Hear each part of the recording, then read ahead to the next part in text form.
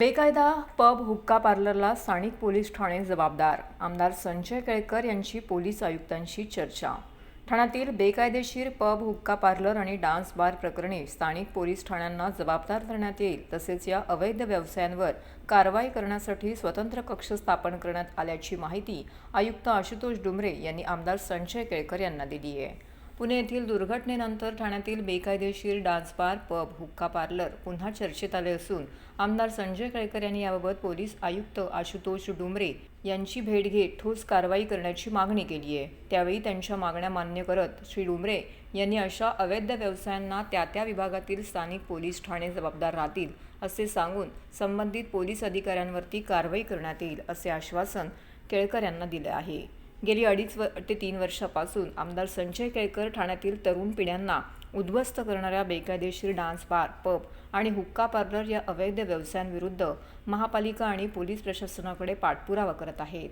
त्यांनी सुरू केलेल्या लोकचळवळीला नागरिकांचा मोठा पाठिंबा मिळत आहे. अधिवेशनातही त्यांनी यावरती आवाज उठवला. त्यामुळे ठाण्यातील या अवैध व्यवसायांवरती कारवाई झाल्या. मात्र त्यानंतर पुन्हा हे व्यवसाय सुरू होत असल्याचं आमदार संजय केळकर यांनी आयुक्तांच्या निदर्शनास आणून दिले.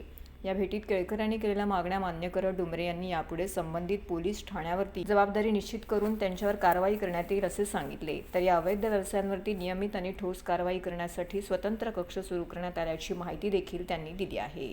हा खरं म्हणजे सामाजिक प्रश्न आहे आणि आम्ही हुक्का पार्लर मुक्त ठाणे ही एक पब्लिकला लोकांना बरोबर घेऊन चळवळ सुरू केली 2 वर्षापूर्वी विधिमंडळामध्ये किंवा अधिकाऱ्यांच्या समोर अधिकाऱ्यांना इन्फॉर्मेशन देत वेळोवेळी सीपींची किंवा वरिष्ठ अधिकाऱ्यांशी चर्चा करून आणि काही वेळेला प्रत्यक्ष त्या हुक्का पार्लरसाठी रस्त्यावर उतरून आम्ही ही मूव्हमेंट चालवली. कारण हा मोठा सामाजिक प्रश्न आहे आणि त्याचे पडसाद आपल्याला वेळोवेळी दिसतात. महाराष्ट्रामध्ये ज्या पद्धतीने पब, रेस्टॉरंट बेकायदेशीर सगळं आहे, त्यामध्ये काही काळ जो आहे तो याला यश आलं.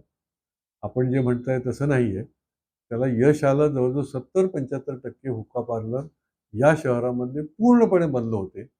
परंतु ही ज्याला म्हणता येईल की कंटिन्युअस प्रोसेस आहे, की याच्यामध्ये लोकसहभागातून आम्हीही सतत ही चळवळ चालू ठेवायला पाहिजे आणि पोलिसांनीही त्या निमित्ताने त्यासाठी कायमस्वरूपी यंत्रणा तिथे चालू ठेवायला पाहिजे. पण ती शेवटी होत नाही.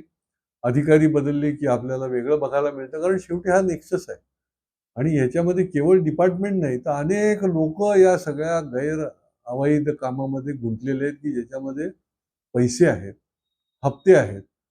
काही अधिकारी खूप चांगले आहेत. त्यामुळे जे अधिकारी चांगले आहेत त्यांच्या पोलीस स्टेशनमध्ये कुठेही आपल्याला बघायला मिळत नाही हुक्का पार्लर किंवा अशा प्रकारचे बेकायदेशीर पब. आणि त्यामुळे हा पब्लिक पार्टिसिपेशनच्या माध्यमातून एक जनतेचा रेटा म्हणून देखील पुढे आणायला लागेल.